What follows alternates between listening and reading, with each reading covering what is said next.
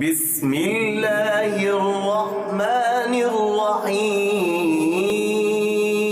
شروع اللہ کے نام سے جو سب پر مہربان ہے، بہت مہربان ہے۔ وَإِذْ قَالَتِ الْمَلَائِكَةُ يَا مَرْيَمُ إِنَّ اللَّهَ اصْطَفَاكِ وَطَهَّرَكِ وَاصْطَفَاكِ عَلَى نِسَاءِ الْعَالَمِينَ۔ اور اب اس وقت کا تذکرہ سنو جب فرشتوں نے کہا تھا کہ اے مریم، بے شک اللہ نے تمہیں چن لیا ہے، تمہیں پاکیزگی عطا کی ہے اور دنیا جہاں کی ساری عورتوں میں تمہیں منتخب کر کے فضیلت بخشی ہے۔ یا مریم اقنتی لربک واسجدی وارکعی مع الراکعین۔ اے مریم، تم اپنے رب کی عبادت میں لگی رہو اور سجدہ کرو اور رکوع کرنے والوں کے ساتھ رکوع بھی کیا کرو۔ ذالک من انباء الغیب نوحیہ الیک وما کنت لدیہم اذ یلقون اقلامہم ایہم یکفل مریم وما کنت لدیہم اذ یختصمون۔ اے پیغمبر، یہ سب غیب کی خبریں ہیں جو ہم وحی کے ذریعے تمہیں دے رہے ہیں۔ تم اس وقت ان کے پاس نہیں تھے جب وہ یہ طے کرنے کے لیے اپنے قلم ڈال رہے تھے کہ ان میں سے کون مریم کی کفالت کرے گا، اور نہ اس وقت تم ان کے پاس تھے جب وہ اس مسئلے میں ایک دوسرے سے اختلاف کر رہے تھے۔ جیسا کہ اوپر آیت نمبر 37 میں ذکر کیا گیا، حضرت مریم علیہ السلام کے والد کی وفات کے بعد ان کی کفالت کے بارے میں اختلاف رائے پیدا ہوا تو اس کا فیصلہ قرعہ اندازی کے ذریعے کیا گیا۔ اس زمانے میں قرعہ کلموں کے ذریعے ڈالا جاتا تھا، اس لیے یہاں قلم ڈالنے کا ذکر کیا گیا ہے۔ اذ قالت الملائکۃ یا مریم ان اللہ یبشرک بکلمۃ منہ اسمہ المسیح عیسی ابن مریم وجیہا فی الدنیا والآخرة ومن المقربین۔ وہ وقت بھی یاد کرو جب فرشتوں نے مریم سے کہا تھا کہ اے مریم، اللہ تعالیٰ تمہیں اپنے ایک کلمے کی پیدائش کی خوشخبری دیتا ہے جس کا نام مسیح عیسیٰ ابن مریم ہوگا، جو دنیا اور آخرت دونوں میں صاحب وجاہت ہوگا اور اللہ کے مقرب بندوں میں سے ہوگا۔ حضرت عیسیٰ علیہ السلام کو کلمۃ اللہ کہنا کی وجہ اوپر حاشیہ نمبر 13 میں گزر چکی ہے۔ وَيُكَلِّمُ النَّاسَ فِي الْمَهْدِ وَكَهْلًا وَمِنَ الصَّالِحِينَ۔ اور وہ گہوارے میں بھی لوگوں سے بات کرے گا اور بڑی عمر میں بھی اور راست باز لوگوں میں سے ہوگا۔ اللہ تعالیٰ نے حضرت مریم علیہ السلام کی پاک دامنی واضح کرنے کے لیے حضرت عیسیٰ علیہ السلام کو معجزے کے طور پر اس وقت بات کرنے کی قدرت عطا فرمائی تھی جب وہ دودھ پیتے بچے تھے۔ اس کا ذکر سورہ مریم میں آیت نمبر 29 تا 33 میں آیا ہے۔ قالت رب أنى يكون لي ولد ولم يمسسني بشر قال كذلك الله يخلق ما يشاء إذا قضى أمرا فإنما يقول له كن فيكون۔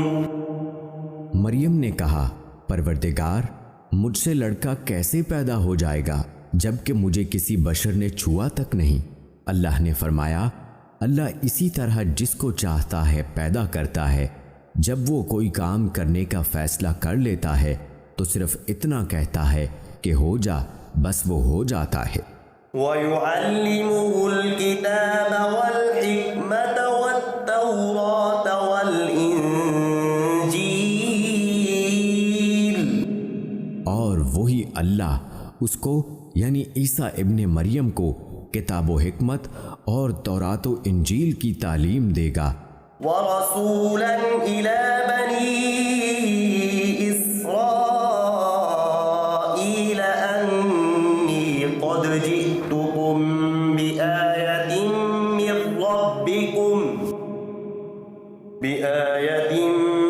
مِّن رَّبِّكُمْ أَنِّي أَخْلُقُ لَكُم مِّنَ الطِّينِ كَهَيْئَةِ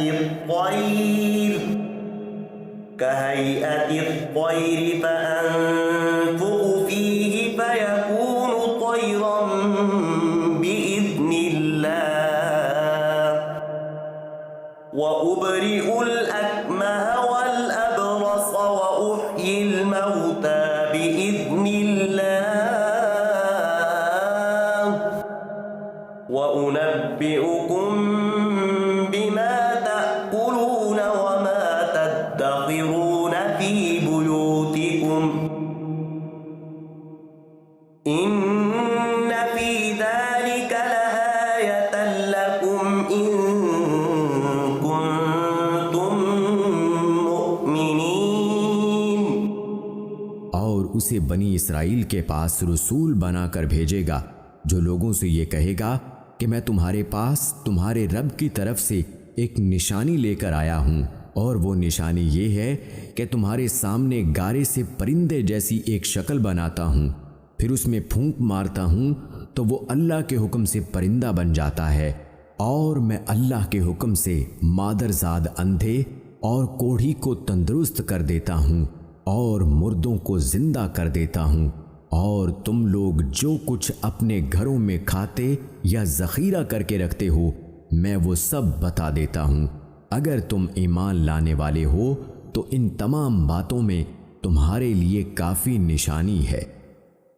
یہ سب معجزے تھے جو اللہ تعالیٰ نے حضرت عیسیٰ علیہ السلام کو ان کی نبوت کے ثبوت کے طور پر عطا فرمائے تھے، اور آپ نے ان کا عملی مظاہرہ فرمایا۔ وَمُصَدِّقًا لِمَا بَيْنَ يَدَيَّ مِنَ التَّوْرَاةِ وَلِأُحِلَّ لَكُم بَعْضَ الَّذِي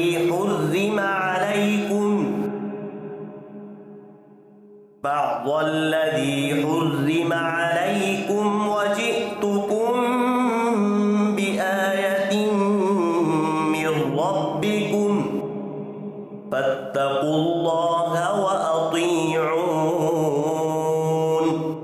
اور جو کتاب مجھ سے پہلے آ چکی ہے یعنی تورات، میں اس کی تصدیق کرنے والا ہوں، اور اس لیے بھیجا گیا ہوں تاکہ کچھ چیزیں جو تم پر حرام کی گئی تھیں اب تمہارے لیے حلال کر دوں، اور میں تمہارے پاس تمہارے پروردگار کی طرف سے نشانی لے کر آیا ہوں، لہٰذا اللہ سے ڈرو اور میرا کہنا مانو۔ بنی اسرائیل کے لیے موسوی شریعت میں بعض چیزیں حرام کی گئی تھیں، مثلا اونٹ کا گوشت اور چربی، بعض پرندے اور مچھلیوں کی بعض اقسام۔ حضرت عیسیٰ علیہ السلام کی شریعت میں انہیں جائز قرار دے دیا گیا۔ إِنَّ اللَّهَ رَبِّي وَرَبُّكُمْ فَاعْبُدُوهُ هَذَا صِرَاطٌ مُسْتَقِيمٌ۔ بے شک اللہ میرا بھی پروردگار ہے اور تمہارا بھی پروردگار، یہی سیدھا راستہ ہے کہ صرف اسی کی عبادت کرو۔ فَلَمَّا أَحَسَّ عِيسَىٰ مِنْهُمُ الْكُفْرَ قَالَ مَنْ أَنصَارِي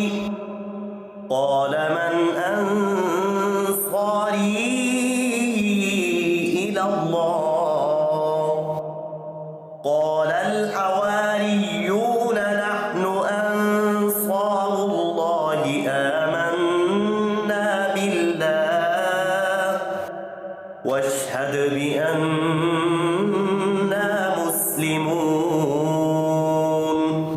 پھر جب عیسیٰ نے محسوس کیا کہ وہ کفر پر آمادہ ہیں تو انہوں نے اپنے پیرووں سے کہا، کون کون لوگ ہیں جو اللہ کی راہ میں میرے مددگار ہوں؟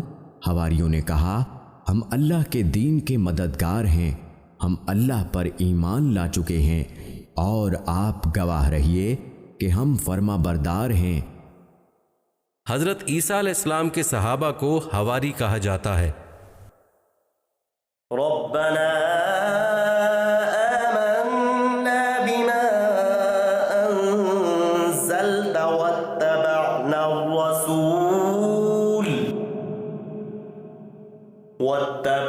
الرسول فاكتبنا مع الشاہدین۔